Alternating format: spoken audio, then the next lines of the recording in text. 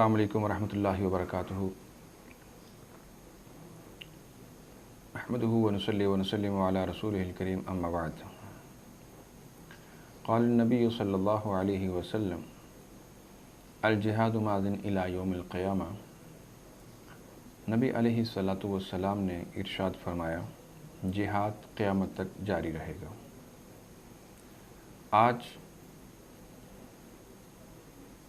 کشمیریوں کے ساتھ یکجہتی کے لیے پاکستان بھر کی سیاسی، مذہبی جماعتیں، کارکنان، افراد، بلکہ حکومت پاکستان، تمام تر شخصیات میدان میں کھڑی ہیں۔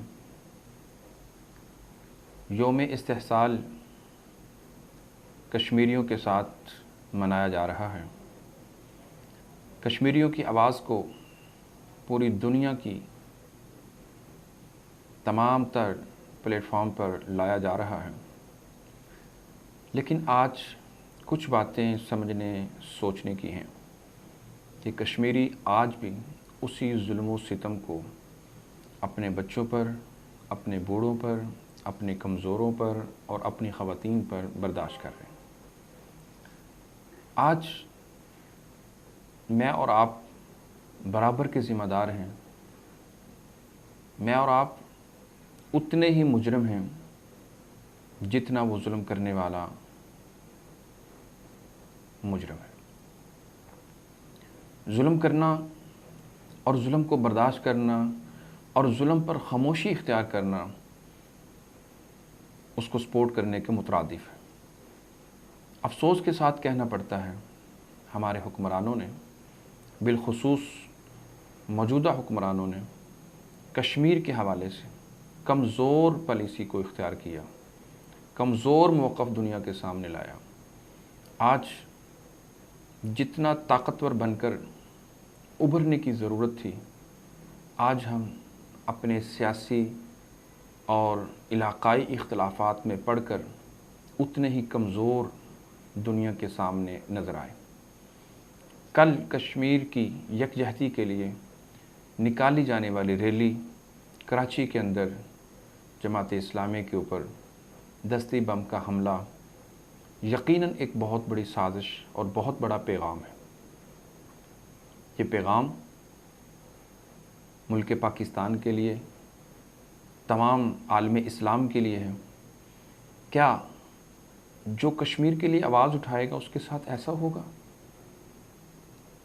کشمیر کے لیے آواز بلند کرنا، جس کے لیے بانی پاکستان قائد محمد علی جناح رحمہم اللہ نے اس کو اپنی شاہراہ قرار دیا تھا، جس کے بغیر پاکستان کو نامکمل کہا تھا، کیا آج اس کی آواز اٹھانا جرم بن گیا؟ آج ہمارے حکمرانوں نے پالیسی اختیار کر لی کہ 1 منٹ، 2 منٹ، 5 منٹ خاموشی اختیار کی جائے۔ ارے عقل سے عاری حکمران جماعت طبقہ، آپ کو یہ بات سمجھنی چاہیے، جب ظلم ہو، ستم ہو، بربریت ہو، جب کوئی قابض فوج ظالمانہ طریقے سے تمہارا دشمن تمہارے سر پر چڑھ دوڑے، تو پھر خاموشی نہیں اختیار کی جاتی، پھر اس کو خاموش کروایا جاتا ہے، پھر دشمن کو پس پشت ڈالا جاتا ہے، پھر اس کو بھگایا جاتا ہے، پھر اس کو ناکوں چنے چبوائے جاتے ہیں۔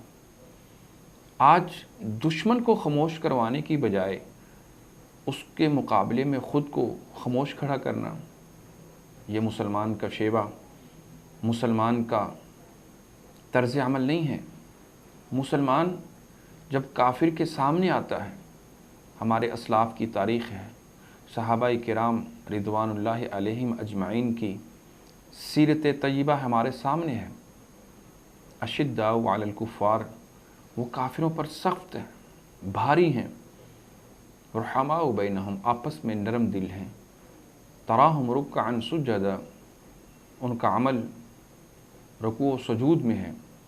تو آج یہ جو طریقہ اختیار کیا گیا، یہ جو سلیقہ اپنایا گیا، کہ خاموش کھڑے ہو کے احتجاج کیا جائے۔ خاموشی مسلمان مردوں کا شیوا نہیں ہے۔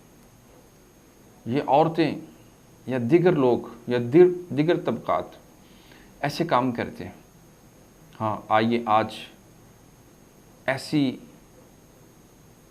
جتنے بھی پاکستان کے خلاف اٹھنے والی آوازیں ہیں، پاکستان کے خلاف جتنی بھی سازشیں ہیں، پاکستان کے اداروں کے خلاف جتنی سازشیں ہیں، جتنی بھی عداوتیں اور بغاوتیں ہیں، ان کو توڑنے کے لیے اپنی خاموشی کو ختم کیجیے، خاموشی کا روزہ توڑ دیجیے، اپنی زبانوں پر کلمہ حق لائیے۔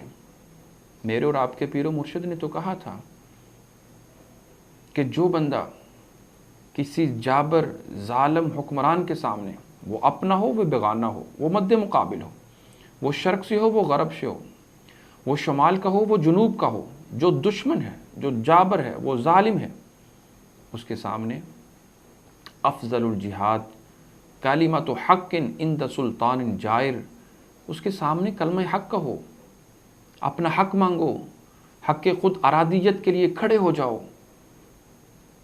تو پھر مانگنے کا طریقہ، بولنے کا طریقہ بھی سکھایا کہ اگر طاقت اور قوت ہے تو اپنی طاقت سے اس کو ختم کرو، طاقت نہیں تو اپنی زبان کو استعمال کرو، زبان کی طاقت اور قوت نہیں تو پھر اپنے دل کے اندر برائی، اپنے دل کے اندر نفرت پیدا کرو۔